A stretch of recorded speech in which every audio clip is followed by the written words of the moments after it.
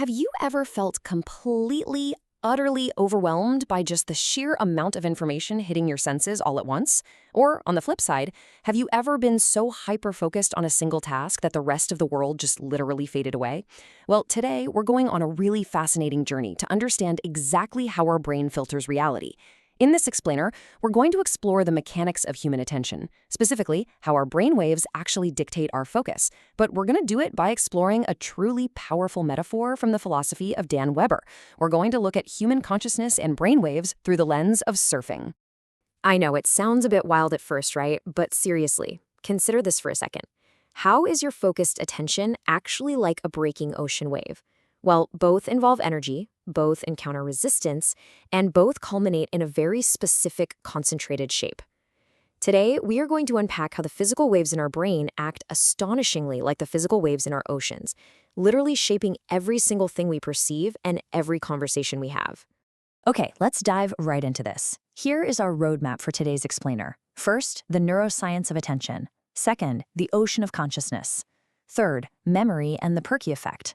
Fourth, language as a surfboard. And finally, writing unpredictable waves. Starting off with Section 1, the neuroscience of attention, brainwaves and frequencies.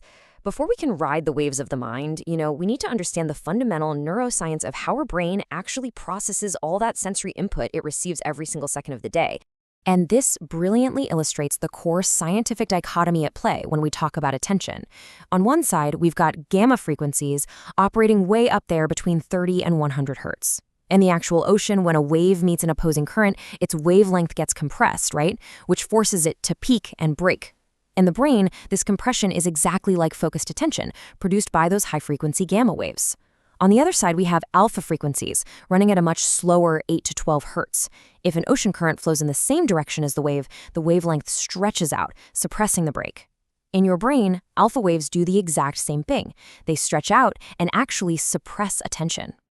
Interestingly, though, this suppression actually works to our advantage through a process called thalamic gating. You can think of the thalamus as the ultimate VIP bouncer for your brain. It's constantly emitting those slow, stretching alpha waves to screen out all the irrelevant sensory information around you, like the hum of the refrigerator or the feeling of your socks on your feet. By suppressing the vast majority of sensory noise, thalamic gating ensures you don't get completely overloaded. It's what allows your mind to actually focus its gamma waves on what truly matters in that moment. Moving right along to Section 2, the ocean of consciousness, mapping the metaphor. So we've got the biological foundation down. We understand compression and stretching.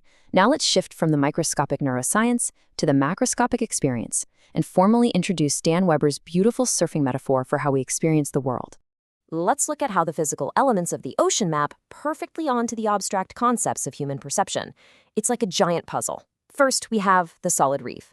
The reef is the unmoving physical obstruction in the water, just as the physically sensed world is the raw, objective data our senses encounter. Next, we have flowing water. Water moves over the reef, shaping the wave. In the mind, this represents our associated memories flowing right over the present moment. Finally, we have the surfboard wake. This is the mark the surfer intentionally leaves on the water, which perfectly represents language and concepts, our active, communicative footprint on the world around us. Which brings us to Section 3, memory and the Perky effect, shaping percepts. That interaction between the solid reef of the physical world and the flowing water of our memories brings us to a really fascinating psychological phenomenon. Let's look at how these two forces combine to shape what psychologists call our percepts, the actual tangible things we perceive. I absolutely love this quote from psychologist F. Bartlett way back in 1916 because it perfectly captures the crux of this. In no case is perceiving merely a receiving of something given. Really think about that for a second. When you look at an object, you aren't just a passive camera absorbing light.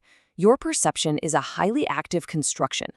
Every single thing we encounter presents some sort of obstruction to our flow of consciousness, and our brain responds by drawing heavily on past experiences to make sense of it. And this brings us to an incredible piece of evidence for this theory, the Perky effect. The Perky effect is a classic psychological experiment demonstrating how the mental waters of memory flow right over the physical reef of reality. Get this, if you ask someone to stare at a blank screen and vividly imagine an object, let's say a banana, and you secretly project a very, very faint image of a banana onto that screen, the person won't even realize they are seeing a real image. No way, right? They'll just think their imagination is really strong. The invisible mapping of their internal memory is so powerful it completely overlaps and obscures the physical sensory data. It's very much like how those alpha waves gate out the background noise. The flowing water completely covers the reef. All right, Section 4, Language as a Surfboard, Navigating the Social Surf.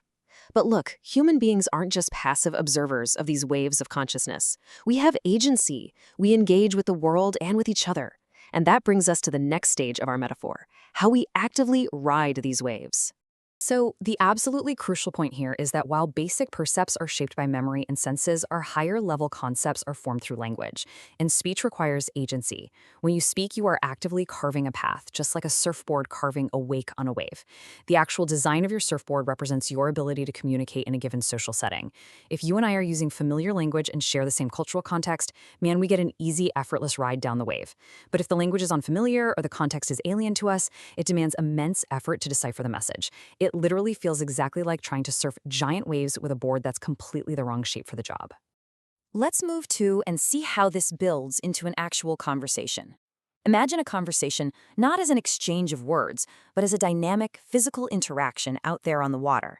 In step 1, speaker A makes an utterance, essentially dropping in and carving a wake on the wave. In step 2, speaker B listens, meaning they are riding their own metaphorical surfboard right inside the wake that speaker A just created. Finally, in step 3, speaker B replies, carving a new, nested wake of their own for speaker A to ride.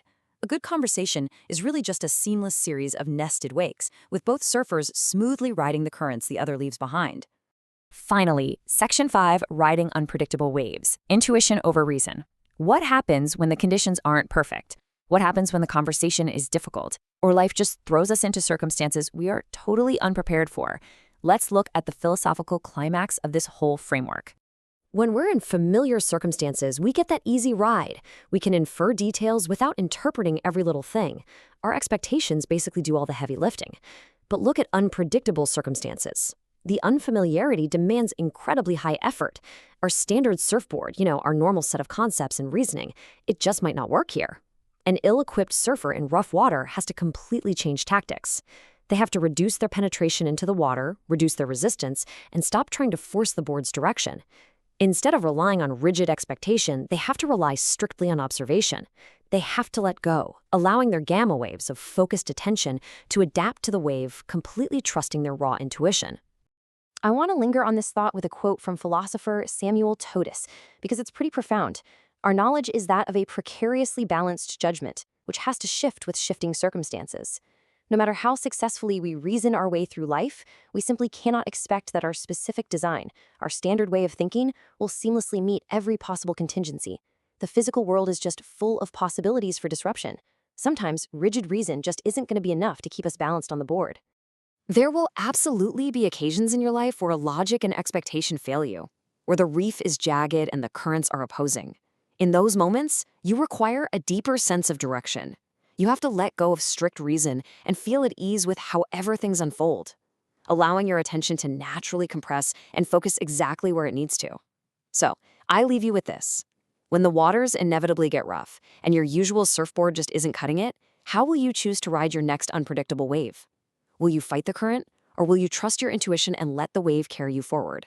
Thank you so much for joining me for this explainer, and I truly hope it changes the way you look at the ocean of your own mind.